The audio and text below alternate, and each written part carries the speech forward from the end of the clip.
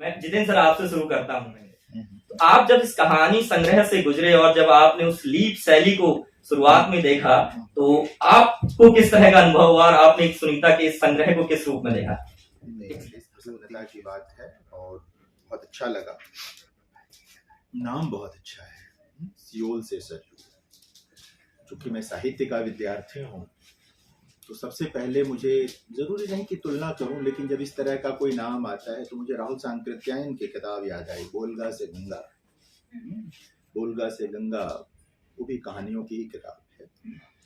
अलग तरह की कहानियां हैं वो राहुल सांकृत्यायन की, अपनी दुनिया थी, अपनी समझ थी। हालांकि उसमें भी स्त्री केंद्र में है, वहाँ भी स्त्रियां केंद्र में हैं।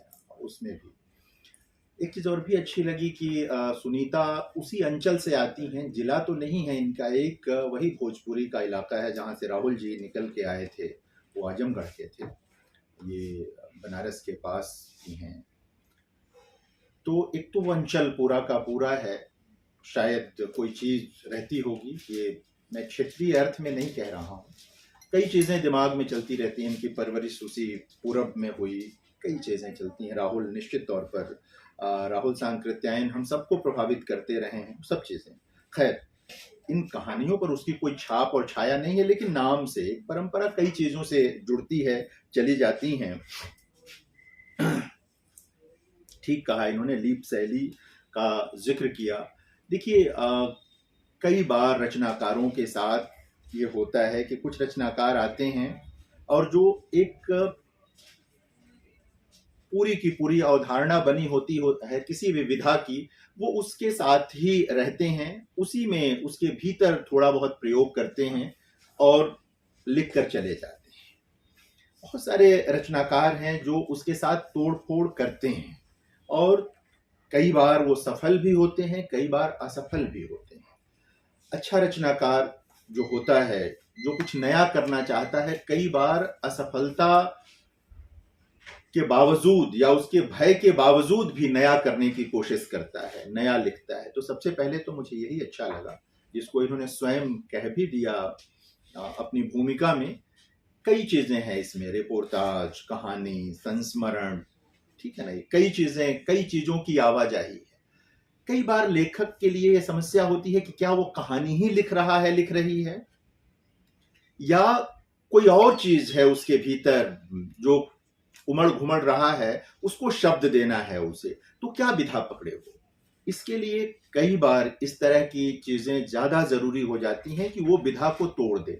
पठनीयता जरूरी है, पठनीयता जरूरी है। सुनीता की इस किताब की जो सबसे बड़ी खूबी है, जो सबसे अच्छी बात है, वो ये है कि अद्भुत प्रवाह में ये भाषा है। भोजपुरी भरपूर है इसमें। मैं भोजपुरी भाषी हूँ, इसलिए हो सकता है कि मुझे अधिक सहजता महसूस हुई हो, लेकिन जो भोजपुरी भाषी नहीं भी होगी, उसको भी बहुत मुश्किल नहीं आएगी। बहुत सारे भोजपुरी के जो शब्द हैं, उनका एक तरह से उनको हिंदी की धारा में लेकर के आई हैं सुनीता और मिला दिया है उसमें बहुत कुशलता पूर्वक। वो पैबंद की तरह नहीं है। बहुत सारे रचनाकार, खासकर कविता में तो विशेष तौर पर, जब लोक शब्द लेकर आते हैं तो पैबंद की तरह लगाते हैं। वो लगता है कि अलग से इन्होंने डाला है इसको। कहानियों में भी कई बार ये दिखाई देता है, लेकिन यहाँ ये चीज नहीं दिखाई देती है। और बहुत अच्छी भाषा है, बहुत अच्छी भाषा है ये, बहुत सर्जनात्मक भाषा है ये। लेखिका जो है वो भाषा के साथ, भाषा से मतलब छूट ले भी रही है और भाषा को छूट दे भी रही है, अपने भी उसमें बह रही है और भाषा को भी बहने दिया है। ये बड़ी बात होती है। जैसे एक हॉकी का प्लेयर, गेंद, वो अच्छा प्लेयर जो है वो जानता है कि गेंद को कहां कहां से निकालना है और कब उसे गोल कर देना है। मैं फुटबॉल नहीं कह रहा हूं, भाषा के साथ फुटबॉल की तरह खेलने की बात नहीं कह रहा हूं। कह रहे कहां से निकालना है, कैसे निकालना है। भाषा की तमीज जब किसी लेखक के पास होती है तो निश्चित तौर पर उसकी सर्जनात्मकता और बेहतर हो जाती है, और चीजें निकल करके आती हैं। ये बहुत महत्वपूर्ण है। सुक्तिपरकता है, लोक जीवन से चीज जो निकल करके आती है। तमाम सुक्तियां हैं।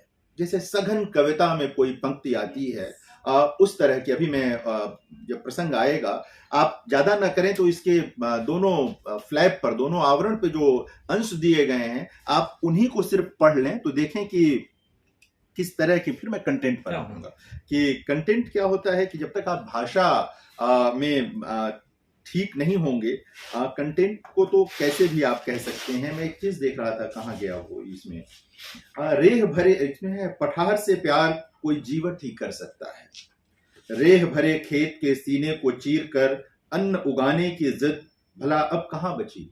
पता नहीं नई पीढ़ी के लोग रेह जानते भी हैं कि नहीं जानते। कबीर की कविता में ये आया है, कबीर ने रेह का इस्तेमाल किया है। रेह जानते हैं आप लोग? कितने लोग जानते हैं रेह?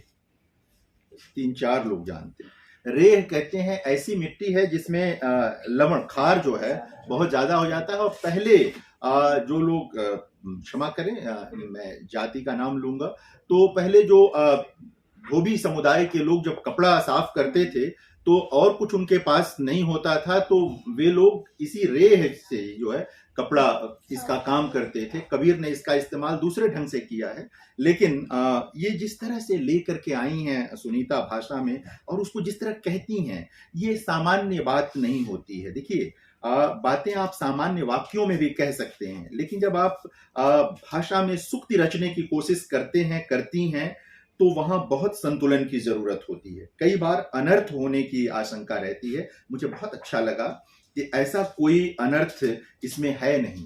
यह मतलब ऐसी जगहों पर जहां कोई संभावना ना हो, रेह भरी हुई है, वहां अन्न उगाने की कोशिश, ये इस तरह की जहां कोई उम्मीद नहीं है, उन जगहों में उम्मीद तलाशने की कोशिश इस पूरी किताब में है।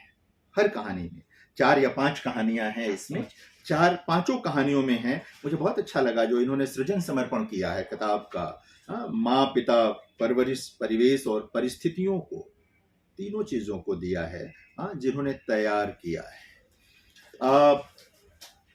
और भी सवाल करेंगे या मैं बोल जाऊं? नहीं सर, बीच में चलते रहेंगे। हाँ, चलते। तो इस तरह की कई चीजें जो हैं, एक बात मैं कह के करूं, उसके बाद आप पढ़िएगा। ये किताब लगभग हर कहानी जो है प्रेम के साथ है। प्रेम जो है उसका जीव द्रव्य है, और बल्कि कहना चाहिए कि प्रेम की चेतना जीव द्रव्य है। प्रेम एक चीज है, वो एक ऐसी चीज है जो मनुष्य के साथ होती ही होती है।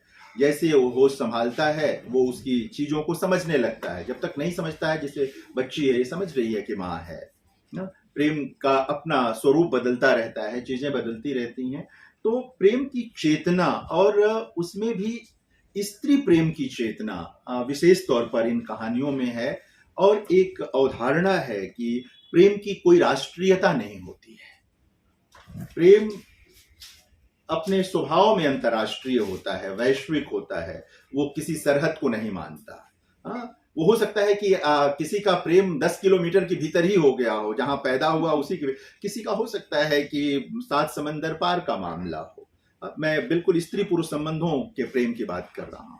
तो एक बड़ी चीज है कि सुनीता अपनी कहानियों में स्पष्ट हैं कि वो कहना क्या चाहती हैं, और उसको उन्होंने बहुत सफलता के साथ कह भी लिया है, बहुत अच्छी भाषा में, बहुत प्रवाहपूर्ण भाषा में, सूक्तिपरक